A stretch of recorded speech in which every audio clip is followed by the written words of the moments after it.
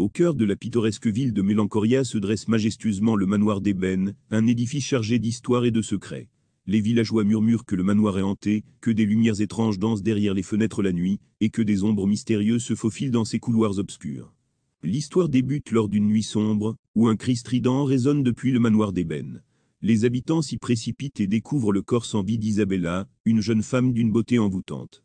Les autorités sont alertées, et l'inspecteur Vincent Langlais prend en charge l'enquête. Les secrets familiaux de la famille Caldwell, propriétaire du manoir depuis des générations, resurgissent au grand jour.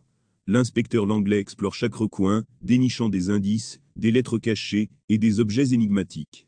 Les membres de la famille semblent tous dissimuler des mobiles et des motivations troubles. Des événements étranges surviennent, des ombres semblent s'animer, et des murmures inexplicables traversent les couloirs du manoir. L'inspecteur se trouve confronté à des éléments qui défient toute logique, et la ligne entre réalité et surnaturel commence à s'estomper.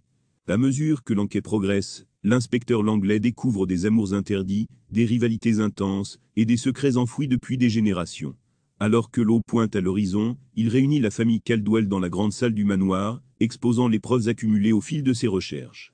L'inspecteur dévoile que le coupable n'est autre que Victoria Caldwell, la sœur cadette d'Isabella.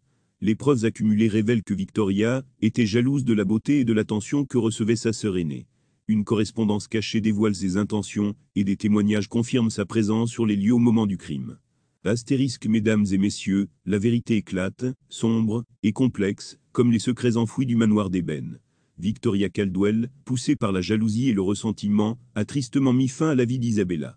Cette histoire nous rappelle que même, dans les endroits les plus calmes, des tragédies peuvent se nouer, et que les secrets ne restent pas cachés pour toujours.